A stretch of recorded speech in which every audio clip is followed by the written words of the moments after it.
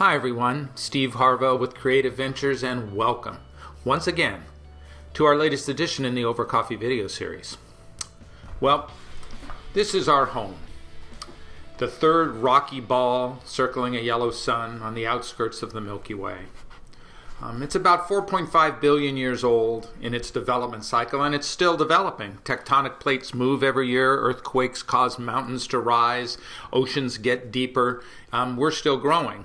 And as far as when we arrived, well, we arrived only about 200,000 years ago on our little home rock. If we were measuring the lifespan of the Earth as an hour, we arrived at 11:59:59. About 200,000 years of activity on the planet. And during that time, we have eradicated only one single disease. Now, there are 10,000 diseases recorded or more recorded on the planet, but only one has been truly eradicated, removed. And this was a big one, smallpox. It was one of the most devastating diseases mankind has ever seen.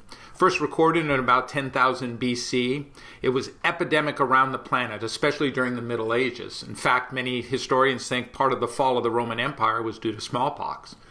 The plague of Antonine killed 7 million people with smallpox, and in the 18th century, 400,000 people a year died from it. But then in 1749, Edwin Jenner was born. He was curious and brilliant at the same time.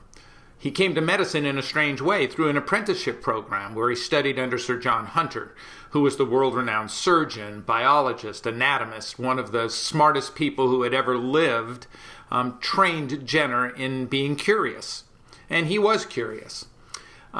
He was an observationalist kind of scientist. He noticed things, and other people noticed things too. One of the keys in his observation was that he noticed that cow maids, women that worked around the cows in the dairy industry in the Middle Ages, would get cowpox and then be immune somehow to smallpox. Now, this wasn't a secret. Other people noticed it. Other people knew it.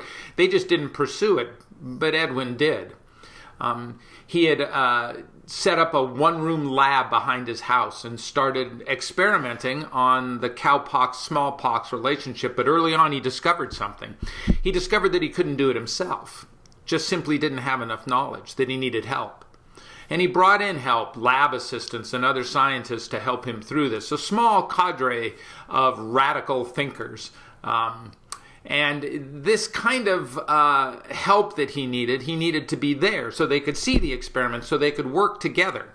And during that time of seeing the experiments and working together, they came upon an idea. And they created the vaccine.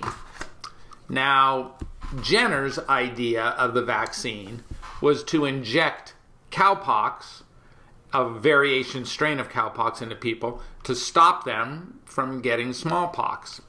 Edwin Jenner's the father of the vaccination, and the vaccination remains the primary element in fighting disease.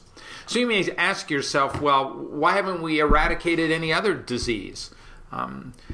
Smallpox was easier for us because it was a human-to-human transmittal element to it, where other diseases come from attacked in a multitude of different directions. Half the people that have died in the entire history of mankind, of our 200,000 years, have died of malaria. And you would think we could solve malaria the same way. But now there's too many things involved, science and politics and social issues and the global aspect of our community makes it difficult to eradicate a disease. The next one on the list that's close is polio. And all of those elements that came together with groups of scientists working together. And the purpose of this video is to simply tell you that if you want innovation, there's no other way to achieve it besides being together.